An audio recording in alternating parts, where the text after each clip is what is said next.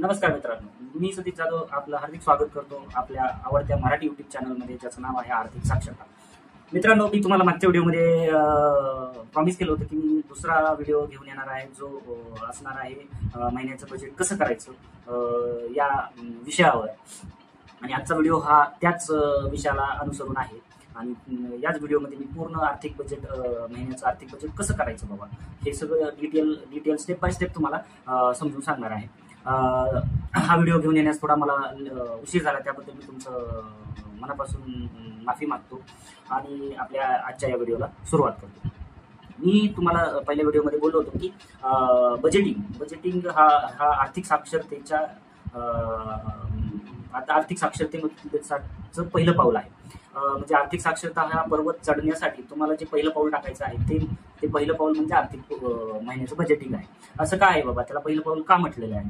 तर पहिलं पाऊल यासाठी म्हटलेलं आहे की तुम्ही जर बजेट केलं तर तुम्हाला कळणार आहे की तुमचा आलेला पैसा कुठे खर्च होतो आणि तो कसा खर्च होतो, आणि मग त्याच्यामुळे तुम्हाला किती बचत करायला पाहिजे आणि मग ही झालेली बचत कुठे गुंतवायला पाहिजे. म्हणजे सुरुवातीला तुम्हाला तुमच्या खर्चाचं नियोजन करायला शिकायला पाहिजे आणि त्यानंतरच तुम्ही मग बाकीच्या गोष्टी करू शकाल, जसे की बचत करणं किंवा बचत झालेल्या पैशाचं गुंतवणूक करणं आणि त्या गुंतवणूक केलेल्या पैशाचा उपयोग करून तुम्ही तुमची जी गोल्स आहेत किंवा उद्दिष्ट आहेत जी तुम्हाला कंप्लीट करायचे आहेत, जसं की घर घेणं असणं, गाडी घेणं किंवा मुलांच्या एज्युकेशनसाठी पैसे जमा करणं असेल किंवा तुमचं रिटायरमेंट प्लॅनिंग असेल, ही सर्व जी उद्दिष्टे आहेत ही उद्दिष्टे तुम्हाला पैसा साठवल्यानंतर किंवा बचत केल्यानंतरच पूर्ण करता येतील. म्हणून बजेटिंगला आपण आर्थिक साक्षरतेच्या ह्याच्यामध्ये पहिलं पाऊल म्हटलेलं आहे. दुसरी गोष्ट म्हणजे आता मी बरेच लोकांना पाहतो किंवा माझ्या मित्रांना पाहतो की महिन्याच्या शेवटी त्यांचं नेहमीच कंप्लेंट असते की बाबा पैसेच उरत नाहीत महिन्याच्या शेवटी. मग महिन्याच्या शेवटी कोणाला तरी पुढच्या महिन्याचा EMI घराचा हप्ता आलेला असतो, मग त्याच्यासाठी त्यांच्याकडे पैसे कमी पडतात. मग ते त्यांच्या मित्रांना फोन करून सांगतात की मला पैसे उसने दे बाबा, मी पुढचा पगार आला की तुला देतो. ही सर्वांची स्थिती आहे, म्हणजे बरेच लोकांची हीच स्थिती आहे. असं का होतं बाबा की महिन्याच्या सुरुवातीला खूप पैसा असतो, तेव्हा आपल्या खर्चाचा जो आलेख आहे तो असा वाढतच असतो. महिन्याच्या सुरुवातीला आपण खूप खर्च करतो, जसं महिना मध्यंतरी येतो म्हणजे 15-16 तारीख असतो, तसा खर्चाचा आलेख हा थोडा खाली होत जातो आणि मंथ एंड आला की आलेख एकदमच फ्लॅट होऊन जातो. म्हणजे आपण सेव्हिंग म्हणजे काटकसरच्या मोडमध्ये येतो, काटकसर करायला लागतो आणि मग आपले सगळं लक्ष हे काय राहतं की पुढचा पगार कधी येतो बाबा, आणि पुढचा पगार आला की सायकल रिपीट होते. म्हणजे जशी मागच्या महिन्याची सायकल होती तशीच सायकल रिपीट होते. मग हे असं का घडतं बाबा? मग हे घडतं याचं कारण आहे की तुमच्या पैशावर नियंत्रण नाहीये, त्याच्यावर तुमचा कंट्रोल नाहीये की पैसा कुठे खर्च करायचा, कसा खर्च करायचा, याचं तुमच्याकडे नियोजन नाहीये. तुम्ही त्याचा एक पैशाचा नकाशा तयार केलेला नाहीये, जेणेकरून तुम्हाला त्याचं कळतच नाही की आपले पैसे गेले कुठे म्हणून. त्यामुळे मंथ एंडिंगला सगळ्यांना हा प्रश्न भेडसावत असतो. म्हणजे जसं एखादी बकेट असेल, तिला असं एक छोटंसं होल जरी पाण्याची भरलेली बकेट असेल आणि तिला जर छोटंसं होल असेल तर ते बकेट कधी रिकामी होते त्या छोट्याशा होलमधून ते सुद्धा कळत नाही. तसंच आपल्या अकाउंटला, म्हणजे बँक अकाउंट असेल किंवा आपलं पॉकेट असेल, त्याला असे छोटे होल्स म्हणजे निर्माण होतात किंवा आपण ते तयार करतो, जे आपल्याला माहित पण पडत नाही आणि कळत पण नाही.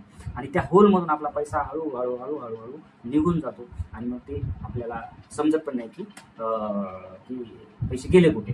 मग हा प्रश्न हे सोडवण्यासाठीच तुम्ही महिन्याचं बजेट करायला पाहिजे. आणि हे महिन्याचं बजेट कसं करायचं, त्याचे काय फायदे आहेत आणि त्याच्यासाठी काही वेगवेगळं प्लॅनिंग करावं लागतं का, हे सगळं आपण in detail step by step पाहणार आहोत. आणि त्यासाठी मी तुम्हाला माझ्या लॅपटॉप स्क्रीनवर घेऊन जातो आणि तिथे आपण पाहूया की महिन्याचं बजेट कसं करायचं. त्याआधी जर तुम्ही या व्हिडिओ नवीन असाल तर प्लीज चॅनलला सबस्क्राईब करा, लाईक करा, शेअर करा आणि कमेंट करायला तर विसरूच नका. आणि हा व्हिडिओ पूर्ण बघा, स्किप करू नका. हा व्हिडिओ तुमच्यासाठी खूप युजफुल आहे, ज्याचा फायदा तुम्हाला तुमच्या आर्थिक निर्णय घेण्यात व आर्थिक आयुष्यात फायद्याचा होणार आहे. चला तर मग आपल्या लॅपटॉप. हां, मासिक बजेट योजना, मंथली बजेट प्लॅन म्हणजे काय की सुरक्षित भविष्यासाठी स्मार्ट नियोजन. मासिक बजेट योजनेमुळे काय होणार आहे तुम्हाला की तुमच्या सुरक्षित भविष्यासाठीचं स्मार्ट नियोजन तुम्हाला या प्लॅनमधून करता येणार आहे. तर दुस बजेट का करावं, म्हणजे मासिक बजेट आपण का करावं व त्याचे काय फायदे आहेत, हे आपले उत्पन्न आणि खर्च यावर नियंत्रण ठेवण्यास मदत करते. म्हणजे बजेटमुळे काय होतं की आपलं आपलं जे उत्पन्न आहे ते आणि खर्च त्यावर नियंत्रण ठेवण्यास मदत होते. म्हणजे की किती आपला टोटल किती पैसे आपल्याकडे आलेले आहेत आणि त्या पैशातून आपल्याला किती खर्च करायचे आहेत आणि किती बचत करायचे आहेत यावर नियंत्रण ठेवण्यास हे बजेट आपल्याला मदत करतं. दुसरं काय की बचत वाढवतं म्हणजे काय की जी सेविंग आहे आपल्याला आपल्या खर्चाचं नियोजन केल्यामुळं किती बचत करायला पाहिजे आणि किती बचत वाढवायला पाहिजे याची मदत होते. दुसरी काय पूर्णता उद्दिष्ट म्हणजे आपले काही गोल्स असतात, जसे की कुणाला घर घ्यायचं असतं, कुणाला गाडी घ्यायची असते, कुणाला आपल्या मुलांच्या एज्युकेशनसाठी पैसे जमा करायचे असतात, कुणाला फॉरेन टूर करायची असते, कुणाला रिटायरमेंटसाठी पैसे गोळा करायचे असतात. ही सगळी जी काही उद्दिष्ट आहेत, शॉर्ट टर्म गोल असेल, लॉंग टर्मचे गोल्स असतील, हे सर्व उद्दिष्ट पूर्ण करण्यासाठी तुम्हाला या बजेटचा फायदा होणार आहे. अधिक बचत याच्या जसं मी आधीच तुम्हाला सांगितलंय की कशी बचत वाढवते म्हणून. दुसरं आहे तणावरहित जीवन, म्हणजे की तणावरहित जीवन म्हणजे काय की जे मी म्हटलं की महिन्याच्या शेवटी जो स्ट्रेस निर्माण होतो आपल्याला पैसे नसल्यामुळे किंवा पैसे कमी असल्यामुळे, तर तो स्ट्रेस निर्माण होणार नाही. आणि बजेट केल्यामुळे काय होणार की तुमचे जे काही खर्च असतील, त्या महिन्याचे खर्च असतील किंवा त्या वर्षातले खर्च असतील, ते तुम्ही आधीच नियोजनबद्ध रीतीने त्याचं व्यवस्थित प्लॅनिंग केल्यामुळे तुम्हाला ते त्यावेळेस त्या खर्चांसाठी पैशाची जी गरज लागणार आहे ती गरज भासणारच नाही, कारण त्यासाठी तुम्ही आधीच नियोजन केलेलं असणार आहे. म्हणून तुम्हाला कसं तणावरहित जीवन जगता येईल. दुसरं पैशावर नियंत्रण ठेवता येईल. पैशावर नियंत्रण म्हणजे काय की पैसा कुठं खर्च करायचा, कसा खर्च करायचा, कशावर खर्च करायचा, हे सगळं सगळं नियंत्रण तुमच्या हातात असणार आहे. आधी बजेट करण्याच्या आधी पैसा तुमच्यावर नियंत्रण ठेवत होता. म्हणजे त्याला वाटेल तिथं तो जायचा, म्हणजे त्याला वाटेल शॉपिंगला जायचं तो जायचा, त्याला वाटलं हॉटेलला जायचं तो जायचा, म्हणजे पण आपल्याकडे किती पैसा आहे काय ते तो तो त्याचा विचार तो करत नव्हता. मग या बजेटमुळे तुम्हाला काय करता येईल की पैशावर नियंत्रण ठेवता येईल. आता बघा की जे गरीब लोक असतात ते कसे विचार करतात बघा. तर गरीब लोकांची विचारसरणी कशी असते की ते काय करतात, जेवढं त्यांचं उत्पन्न आहे त्या उत्पन्नामधून आधी खर्च करतात. म्हणजे उत्पन्नातून ते काय करतात, आधी खर्च करतात. आणि मग जेवढे पैसे खर्च होऊन महिन्याच्या शेवटी जेवढं काही पैसे वाचतील, बचत होईल, त्याचं ते गुंतवणूक करतात. हे गरीब गरीब लोक असा विचार करतात. पण बहुतांशी बाबतीत असं होतं की त्यांच्या खर्चच एवढा होऊन जातो की ते शेवटी इन्व्हेस्टमेंट किंवा गुंतवणूक करायला त्यांच्याकडे पैसेच शिल्लक राहत नाही. या उलट या उलट श्रीमंत कसे विचार करतात. श्रीमंत काय करतात, जेव्हा त्यांचं जे उत्पन्न आहे, एकूण उत्पन्न आहे, म्हणजे त्यांची जेव्हा सॅलरी येते अकाउंटला किंवा जेव्हा त्यांचं सॅलरी अकाउंटला येतात, त्याच्यामध्ये अकाउंटला सॅलरी आली रे आली की आधी ते काय करतात, त्यांची जी बचत आहे ती वजा करून टाकतात. वजा करतात म्हणजे ती गुंतवून टाकतात. म्हणजे समजा जर त्यांच्याकडे 50,000 रुपये येत असतील आणि त्यांना ते दर महिन्याला 20,000 रुपये बचत करत असतील, तर ते आधी काय करतात, ते 20,000 रुपये गुंतवणूक करून टाकतात आणि उरलेले 30,000 रुपये जे आहेत त्याचा ते खर्च करतात. त्याच्यात तो जो काही फॅमिलीचा खर्च असेल, त्यांचा जो काही खर्च असेल, तो ते त्या पैशामध्ये खर्च करतात. म्हणजे अशी ही विचारसरणी दोन दोन श्रीमंत आणि गरीब लोकांची असते. अ, आता बजेटचे महत्वाचे घटक कोणते आहेत बाबा. महत्वाचे घटक, पहिला आहे उत्पन्न, इन्कम. म्हणजे बजेट करण्यापूर्वी तुम्हाला पहिल्यांदा तुमचं सर्व जेवढं काही उत्पन्न आहे तेवढं तुम्हाला कॅल्क्युलेट करावं लागेल किंवा त्याची तुम्हाला बेरीज करावी लागेल. दुसरा आहे एक्सपेन्स, म्हणजे खर्च. तुझा खर्च, आता तुमचा महिन्याचा काय काय खर्च आहे बाबा तो तुम्हाला काढावे लागेल. मग त्याच्यामध्ये काय असतं, एक असतं फिक्स, निश्चित खर्च असतो, म्हणजे जो फिक्स एक्सपेन्सेस असतील त्याच्याबद्दल मी पुढं डिटेल सांगणार आहे. आणि दुसरा आहे व्हेरिएबल एक्सपेन्सेस, म्हणजे बदलणारे खर्च, की ते महिन्याला बदलतात, कमी जास्त होतात, कधी असतात कधी नसतात. हे असतं एक्सपेन्सेसमध्ये दोन असतात. ठीक आहे. आणि तिसरे आहे सेव्हिंग्स किंवा बचत. तिसरी सेव्हिंग आणि बचत, म्हणजे झालेल्या इन्कम मधून जेवढा खर्च मायनस होऊन जेवढं काही उरते तेवढं त्याला ती आहे बचत. हे तीन की कंपोनंट्स आहेत आपल्या बजेटचे. ठीक आहे. आता उत्पन्नाचं विभाजन म्हणजे आता आता जे बजेटचा जो पहिला घटक आहे उत्पन्न, त्याचं कसं डिवायडेशन केलेलं आहे बाबा. तर पहिला असतो पगार, म्हणजे कुणाकुणाचा फक्त पगार हाच एक इन्कम सोर्स असतो. कुणाकुणाला पगारासोबत किराया, समजा त्यांचं एखादं घर वगैरे असेल आणि ते घर त्यांनी किरायाने दिलेलं असेल तर ते किराया जो येतो ते सुद्धा त्यांचं उत्पन्न असतं.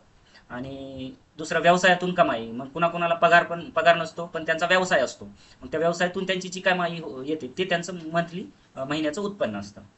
दुसरं शेअर मार्केट कमाई, मग कुणी कुणी शेअर मार्केटमधून कमाई करतं, मग त्याच्यातले जे काही उत्पन्न आहे ते सुद्धा उत्पन्नामध्ये पकडलं पाहिजे.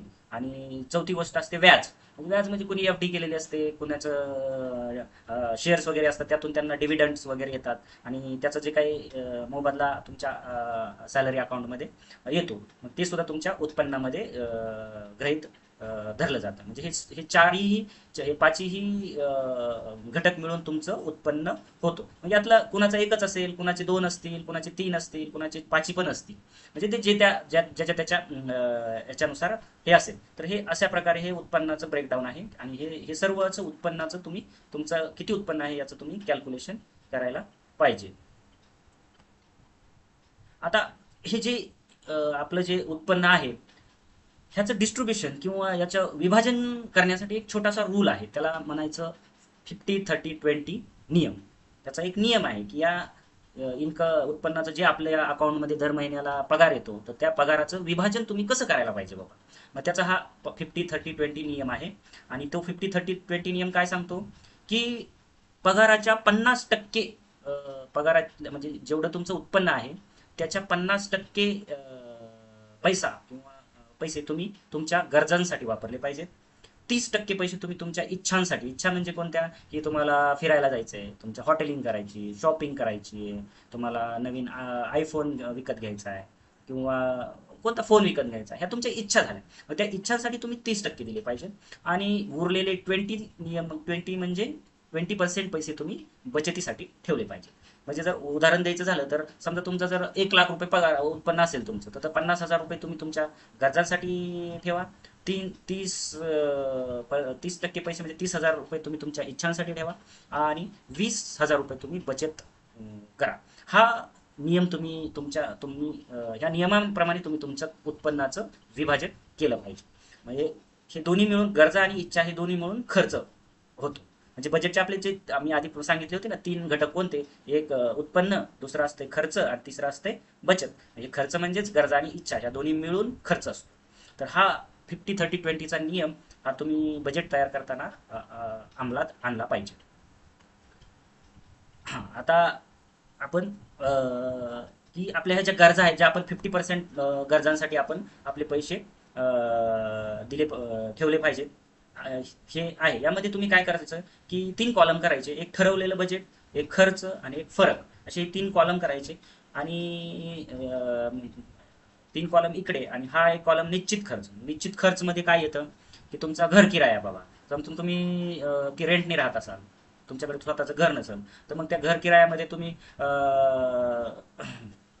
घर किरायामध्ये मग घर किराया किती आहे बाबा त्याचा, मग तो घर किरायासाठी तुम्ही समजा जर 4,000-5,000 रुपये तुमचे ठेवत असाल, मग ती किंमत तुम्ही इकडे तेवढं तुम्ही तुमचं जेवढे काही पैसे ठरवलेले आहेत ते त्या घर किरायाच्या कॉलममध्ये तुम्ही मांडायचे. म्हणजे जसे 4,000 असतील, 5,000 असतील, ते तिथं तुम्ही मांडायचे. विजेचं बिल, दुसरं आहे विजेचं बिल. म्हणजे काय तुमचं विजेचं बिल असेल तर ते विजेचं बिल सुद्धा विजेचं बिल समजा 1,000 रुपये येत असेल तर ते 1,000 रुपये तुम्ही तिथे मांडा. मोबाईल रिचार्ज असतील, मग मोबाईल रिचार्ज महिन्याला किती रिचार्ज लागतो बाबा. कर्जाचे हप्ते, मग कर्ज काय तुमचं कार लोन असेल, होम लोन असेल, त्याचा ते हप्ता किती असतो तो तिथे तुम्ही मांडायचा आहे. तिसरा आहे भाजीपाला. म्हणजे तुमच्या घरात महिन्याला किती भाजीपाल्यासाठी किती खर्च लागतो बाबा. अंदाजे तुम्ही तो काढायचा की आठवड्याला 500 रुपये लागतात, 400 रुपये लागतात, मग महिन्याला लागतात 1,500, 2,000. मग ते तुम्ही त्या या कॉलममध्ये मांडायचे. भाजीपाला किती लागतो, फळे, मग फळांसाठी तुम्ही किती पैसे ठेवायला पाहिजे, म्हणजे 1000 रुपये, 500 रुपये, 2000 रुपये. तिसरं असतं किराणा तुमचा. मग हे किराणासाठी किती ठेवणार, तुम्हाला किती किराणा लागतो ते सुद्धा तुम्ही काढायचं आहे. ग्रॉसरीज म्हणजे दूध, ब्रेड, अंडी, हे कायच्या ग्रॉसरीज, छोटे छोटे किराणा सोडून जे छोटे छोटे खर्च असतात त्याच्यासाठी तुम्ही किती पैसे ठेवणार. नंतर हे पेट्रोल, गाडी म्हणजे गाडीचं पेट्रोल असेल, मग ते पेट्रोलसाठी तुमच्याकडे 2 गाड्या असतील, 3 गाड्या असतील, किती गाड्या असतील, मग प्रत्येक गाडीला महिन्याला किती पेट्रोल लागतं बाबा, तेवढ्याच त्याचा पैसा, त्याचा खर्च तुम्ही इकडे मांडणार. दुसरा प्रवास खर्च म्हणजे ट्रॅव्हलिंग. आता तुम्ही जॉब करत असताल, जॉब करण्यासाठी एका ठिकाणावरून दुसऱ्या ठिकाणी जात असताल, मग त्याच्यासाठी तुम्ही बस वापरत असताल किंवा स्वतःची गाडी वापरत असताल, मग ते बसचे तिकीट, मग त्या तिकिटाला किती किती पैसे लागतात, हे सगळं तुम्ही त्या प्रवास खर्चामध्ये. मग नॉनव्हेज म्हणजे आता जे व्हेजिटेरियन आहे त्यांच्यासाठी हा नाहीये, पण बहुतांश लोक नॉनव्हेज जर खात असतील तर नॉनव्हेजसाठी सुद्धा आता नॉनव्हेज तर खूप महाग झालेलं नाही, त्याच्यामुळं नॉनव्हेजसाठी सुद्धा तुम्ही तुमचं बजेट ठरवलं पाहिजे. मग 1000 रुपये असतील, 1500 रुपये असतील, 2000 रुपये असतील. पुन्हा शाळेची किंवा ट्युशनची फी, म्हणजे मुलांची जी शाळेची फी असेल किंवा ट्युशनची फी असेल तर ती सुद्धा तुम्ही या कॉलममध्ये तुम्ही भरू शकता. आता तुम्ही म्हणाल की शाळेची आणि ट्युशनची फी तर आम्ही ह्यानी भरतो, काय म्हणतात, EMI इन्स्टॉलमेंटवर. पण तुम्ही कधी विचार केलाय का की शाळेची फी इन्स्टॉलमध्ये न भरता एक रकमी भरली तर काय फायदे होते. मग काय फायदा होतात बरं तुम्हाला सांगू का. तुम्हाला माहिती आहे की शाळा जून जुलैमध्ये किंवा मे जूनमध्ये आपल्याला आपल्या मुलांच्या शाळेची फी भरायची आहे बाबा. मग जून जुलैमध्ये आपल्या 2 मुलं असतील तर 50,000 म्हणजे 1,00,000 रुपये तुम्हाला भरायचे शाळेच्या फीसचे. आणि मग तुम्ही काय करता की ते इन्स्टॉलमेंटमध्ये भरता. जनरली तर सर्व लोक असे इन्स्टॉलमेंटमध्येच भरतात. पण मी म्हणतो तसं नाही, तसं करू नका. तुम्हाला माहिती आहे मे जूनमध्ये 1,00,000 रुपये लागणार आहेत. मग मे जूनमध्ये पुढच्या मे जूनसाठी काय करायचं की तुम्ही 1,00,000 रुपये आहेत, 1,00,000 रुपये तर त्याला 12ने डिवाइड करा, 12×8=96, म्हणजे जवळजवळ 8,000 8,500 रुपये तुम्हाला मंथली सेव्ह करावं लागतील, तेव्हा ते पुढच्या जूनमध्ये 1,00,000 रुपये तुमच्याकडे जमा होतील. मग तुम्ही काय करायचं की हे जे 8,500 रुपये आहेत तर ते अशी तर तुमचे सेव्ह ठेवले तर तुम्ही खर्चून टाकणार, आपली नेहमीप्रमाणेची सवय असते. मग तुम्ही या 8,500चं काय करायचं, बँकेमध्ये RD करायची. ऑनलाईन करा RD. एक 5 ते 10 मिनिटामध्ये RD निघते. तुम्ही ती मंथली जे 8,500 रुपये त्याचे RD केल्यामुळे काय होईल की तुमचा पगार आला की ते 8,500 रुपये तुमच्या RD अकाउंटमध्ये जातील. आणि असे हे 12 महिने चालल्यामुळे जेव्हा मुलांची फीस भरण्याची वेळ येईल मे जूनमध्ये, तेव्हा तुमच्याकडे 1,00,000 रुपये जमा असतील. आणि मग तुम्ही त्यावेळेस ते 1,00,000 रुपये एक रकमी पैसे तुम्ही शाळेची फीस देऊ शकता. मग याचा फायदा काय होईल, तुम्ही म्हणाल याचा काय फायदा होणार आहे की आम्ही इन्स्टॉलमेंटमध्ये भरले तर काय नुकसान व्हायला लागले. तर इन्स्टॉलमेंटमध्ये भरल्यामुळे काय होणार आहे की एकतर एक रकमी भरल्यामुळे काही काही शाळा तुम्हाला त्याच्यावर फीसवर डिस्काउंट पण देतात, म्हणजे 5% डिस्काउंट, 10% डिस्काउंट देतात, की मग त्यामुळे काय होतं की तुमची बचत होते. दुसरा एक फायदा आहे की तुम्ही जो आरडी करताय त्या आरडीवर 6% 7% बँक व्याज देते. आणि मग ह्या 1,00,000ला तुम्ही जवळजवळ तुम्हाला 4,000 5,000 काय काय 5-6 हजार रुपये तुम्हाला व्याज मिळेल. ठीक आहे, असं इन्स्टॉलमेंट भरल्याने तुम्हाला व्याज मिळणार होतं का, नव्हतं मिळणार. मग पण हे व्याज तुम्हाला 6,000 रुपये तुम्हाला व्याज मिळेल. आणि मग ते व्याजाचं ते 6,000 रुपयाचं तुम्ही तुमच्या मुलांसाठी बुक्स घेऊ शकता, त्यांच्यासाठी स्कूल बॅग घेऊ शकता, टिफिन घेऊ शकता, शूज घेऊ शकता, ड्रेस घेऊ शकता. म्हणजे की असं केल्यामुळे काय होणार आहे की तुमच्या बचतीची तर सवय लागते आणि त्या बचतीचा फायदा तुम्हाला या गोष्टीसाठी होणार. दुसरं आहे मेडिसिन.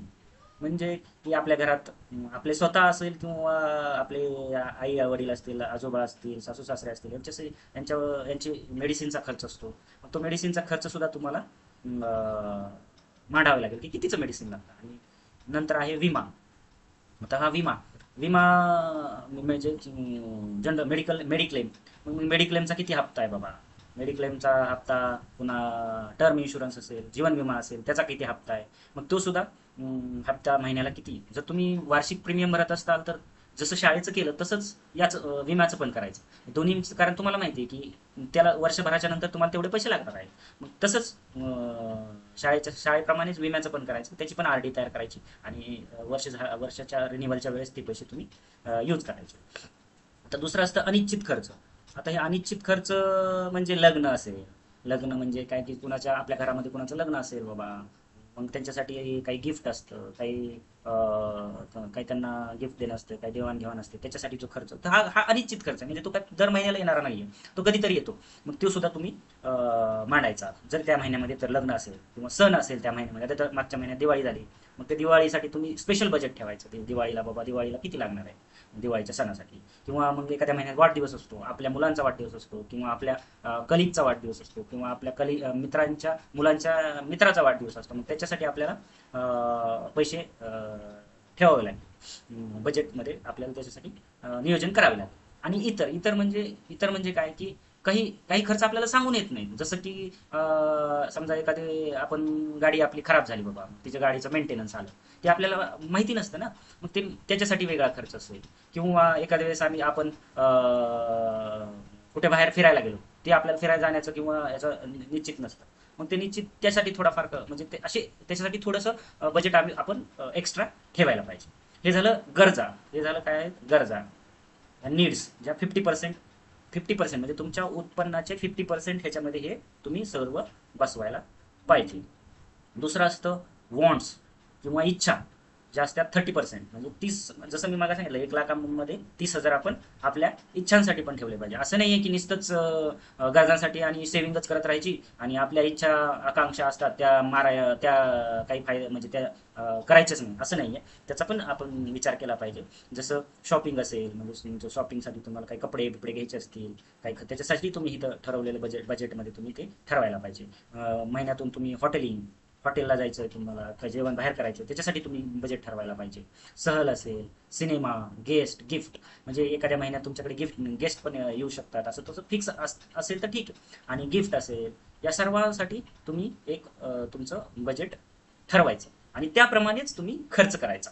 जसं बजेट ठरवलेलं आहे त्यातलं खर्च, त्याप्रमाणे ते खर्च झालाय का नाही, तो महिन्याच्या शेवटी बघायचा. पण ते त्याच ठरवलेल्या बजेटप्रमाणे आपण खर्च करण्याचा प्रयत्न करायचा.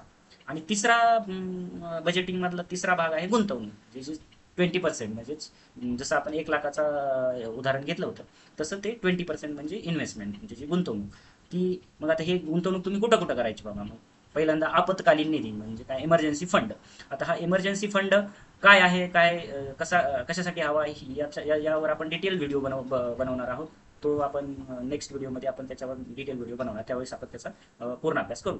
नंतर दुसरा आहे आरडी असेल, म्युच्युअल फंड असतील, शेअर असतील. मग तुम्ही या कोणत्याही 4-5 प्रकारामध्ये तुम्हाला तुमच्या कम्फर्टेबलनुसार, तुमच्या इच्छेनुसार तुम्ही तुमचे पैसे गुंतवू शकता. जे 20% आहेत, मग म्युच्युअल फंडमध्ये तुम्ही SIP करू शकता, किंवा शेअर्स घेऊ शकता, किंवा RD करा, FD करा, किंवा अजून काही तुमचे सोन्यामध्ये गुंतवणूक करा. हे सगळ्या गोष्टी तुमच्या तुमच्या इच्छेनुसार आणि तुमच्या ह्याच्या तुमच्या इच्छेनुसार तुम्ही करू शकता.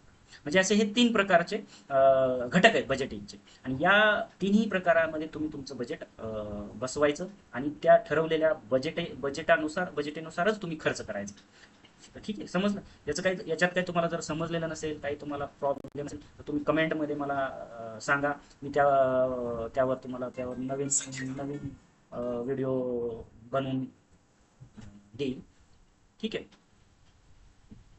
नंतर स्मार्ट बजेटिंग टिप्स म्हणजे काय, ट्रॅक एव्हरी एक्सपेन्स, प्रत्येक खर्च नोंदवा. म्हणजे काय की तुम्ही महिन्याच्या सुरुवातीला जेव्हा पगार येतो, त्यावेळेस जो खर्च तुम्ही करताय, तो प्रत्येक खर्च तुम्ही तुमच्या एखादी वही तयार करा, किंवा मोबाईलमध्ये तुमच्याकडे ऍप्लिकेशन्स असतात, त्यामध्ये तुमचं प्रत्येक आठवड्याला त्याच्यात तुमची नोंद करा की हे एवढे पैसे कुठे गेले, कुठे बाबा.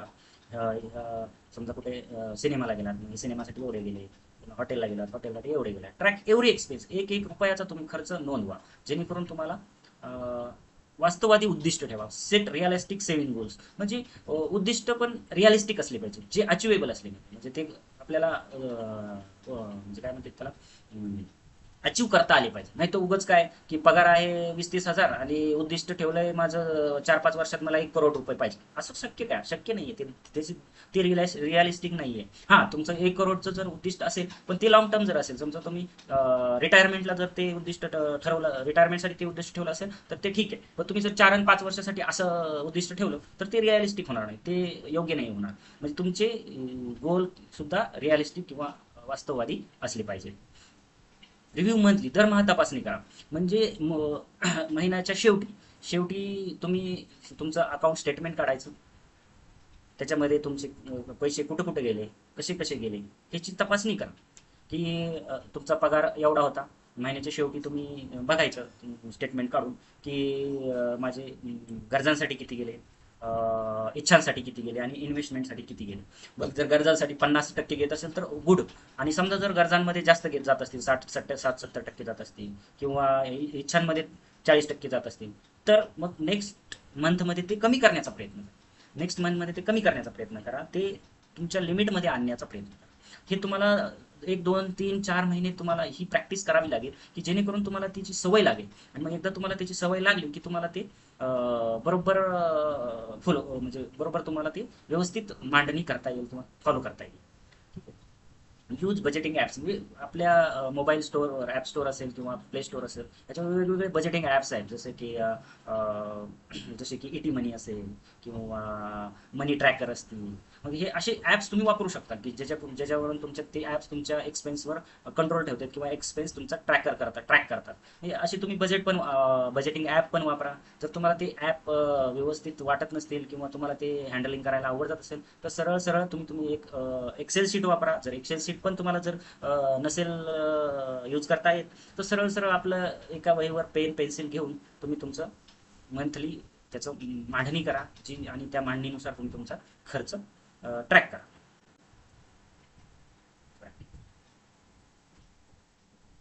Priorities need your want. गरजेला प्राधान्य द्या. म्हणजे काय? म्हणजे की तुमच्या गरजा आणि इच्छा यामध्ये तुमचं डिफरन्शिएट करण्याचा प्रयत्न करा, की आपली गरज कोणती आहे आणि आपली इच्छा कोणती आहे. मग गरजेला आधी प्राधान्य द्या आणि इच्छेला नंतर प्राधान्य द्या. कारण इच्छा इच्छा ही तुम्ही पोस्टपोन करू शकता, पण गरज पोस्टपोन करू शकत नाही. ती पुढे ढकलू शकत नाही. गरज ही तुम्हाला कंप्लीट करावीच लागेल. इच्छा तुम्ही 1-2 थोड्याफार दिवसांसाठी मागे पुढे करू शकता, पण त्याच्यासाठी गरजेला प्राधान्य द्या. आता या सर्व ह्याच्या बजेटिंगचं कन्क्लुजन काय, की मासिक बजेट तुम्हाला आर्थिक स्थैर्य आणि नियोजन देतं. म्हणजे हे असं तुम्ही जर मंथली बजेट केलं तर तुम्हाला एक फायनान्शियल स्टॅबिलिटी मिळते, आर्थिक स्थैर्य मिळते, आणि एक नियोजनबद्ध रीतीने तुम्ही तुमच्या आलेल्या पैशाचं नियोजन करता, आणि तो आलेला पैसा नियोजनरित्या योग्यरित्या त्याचा वापर करता, आणि त्याचा वापर करून उरलेल्या पैशाचं तुम्ही बचत करून तुमची जी काही स्वप्न असतील ती साकार करण्यास तुम्हाला मदत होते, आणि तुम्ही फायनान्शियली स्टेबल होता.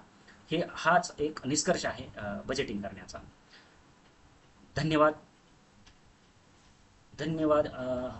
या व्हिडिओमध्ये तुम्हाला जर काही समजलं नसेल, या व्हिडिओमध्ये जर तुम्हाला काही समजलं नसेल, काही तुम्हाला तुमचे काही क्वेश्चन्स असतील किंवा काही तुम्हाला प्रश्न पडलेले असतील, तर तुम्ही नक्कीच मला कमेंटमध्ये कळवा. मी त्या कमेंटवर रिप्लाय करून त्यावर तुमच्या प्रश्नांची उत्तर देण्याची उत्तर देईलच. त्याच्याविषयी काही शंका ठेवण्याचं कारण नाही आहे. आता हा व्हिडिओ आपण इथेच संपवतो. नेक्स्ट व्हिडिओमध्ये आपण आपत्कालीन निधी किंवा इमर्जन्सी फंड कसा तयार करायचा आणि का तयार करायचा याबद्दल मी माहिती देणार आहे. तुर्तास आपली रजा घेतो. धन्यवाद. भेटूया पुढच्या व्हिडिओ.